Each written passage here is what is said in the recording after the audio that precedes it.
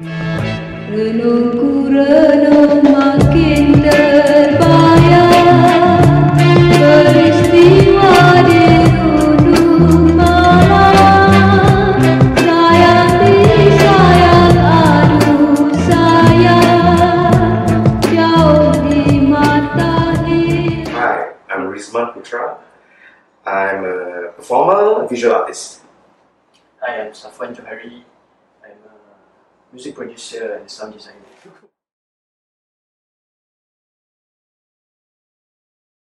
Before that, Oh, I was invited to do a solo exhibition, but the idea was rejected because they had no funding.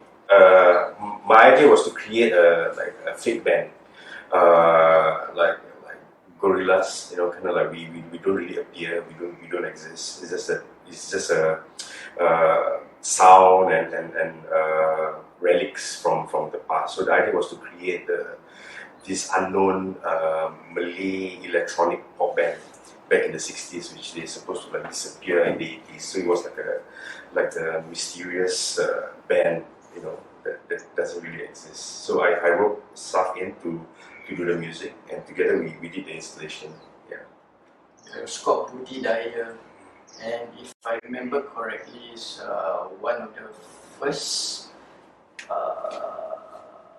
what's that?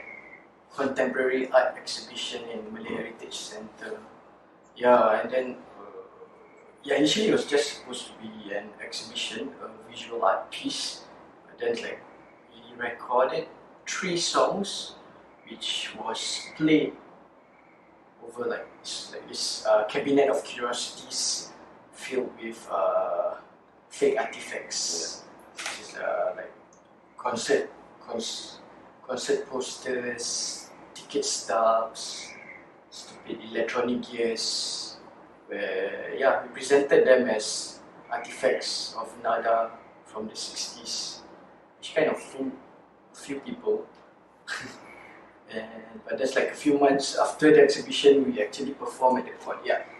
But we didn't manifest ourselves physically. We were playing behind this white cloth. It's just our silhouettes. Yeah. So initially we wanted to keep it that way, but then it was 2015, and then we were invited to do Singapore Inside Out. It's a platform by Singapore Tourism Board, which we travelled to 3 cities, Beijing, London, New York, and to perform behind a white screen was going to be a logistical nightmare, and hence it evolved into our black and white appearance, where I appear in all this black garb and Rizman in all white, all painted white. Aku lihat mereka yang bercahaya di kalangan yang buta hati dan buta mulut. Let's move together, guys. Come on. มองเช้ามองบ่ายมองเย็นไม่เว้นว่างกลางคืนดึกดื่นกลับมาพี่ต้องถามว่าทำไปรักเล่ายิ่งกว่าลูกเมียน้องระเบียดดวงใจ I think with that it could be a good lead-in to talk about the Buto. Yeah. So the idea was we came up with this concept called hantology. So the idea of the ghost and the bomo kind of summoning the ghost to come out. It's kind of idea. So very simple. I just came up with this combination of a Buto dancer and mime. I was really influenced by Marcel Marceau, the French mime artist. So I wanted to combine that with South's idea of the bomo. So yeah, that's how it came along. Because I like the sensibility of Buto movement. So I wanted to incorporate that into Nada. Because as you know, Buto is like the dance of darkness, right? The idea of protest and things like that. So I think it's a nice combination.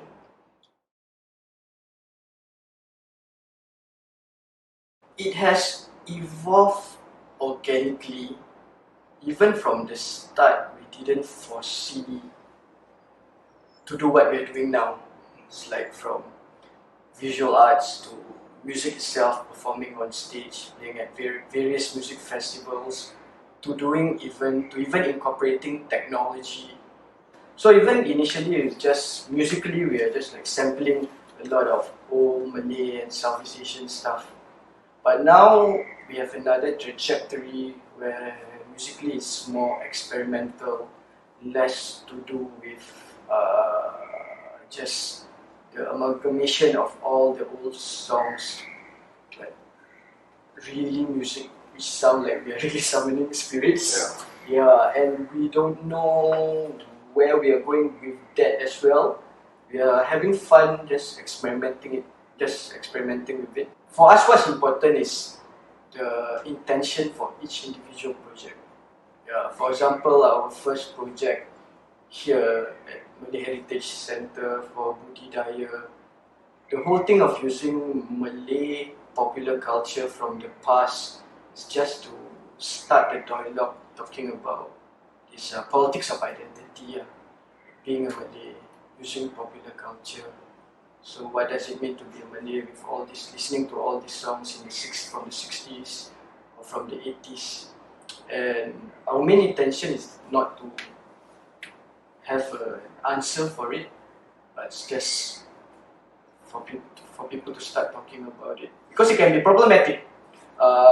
Music, film, any cultural product coming from the 60s, especially before pre-independence. So who's that? Does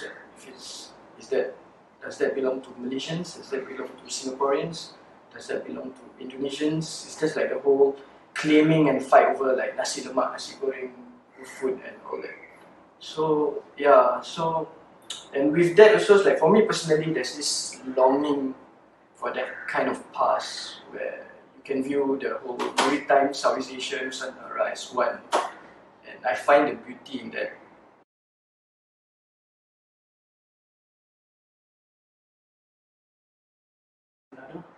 We're not finding or searching for a national identity that sounds like a national agenda. I mean, it's just being Malays, being a minority in Singapore. So once we do or touch anything about the Malay identity, it's inevitable. You can't escape that. It's part of something which called the politics of identity. But it's just like being Malaysia, like it's Malay song, like it's Malay film, we talk like this, we talk like that, we think this way. It's just, I think we don't force that narrative. Yeah. You see. I think it's natural for us because most of our work is based on memories, on nostalgia. I think this kind of like meaning it underlays naturally, and because of that, I think people always think that they are trying to find an agenda or this and that. I think that's part of our process. Yeah. but it's like for me personally,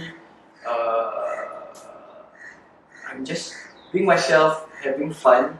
It's like recounting or thinking about our cultural past, and also see like what is my role in the present time to kind of bring this back or put it in the forefront or the foreground for people to discuss about. I think this was apparent when we performed in New York.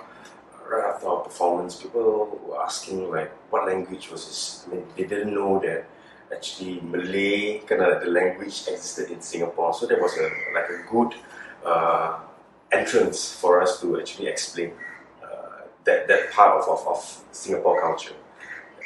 How to put it simply, it's like how people can understand K-pop. It's the same thing.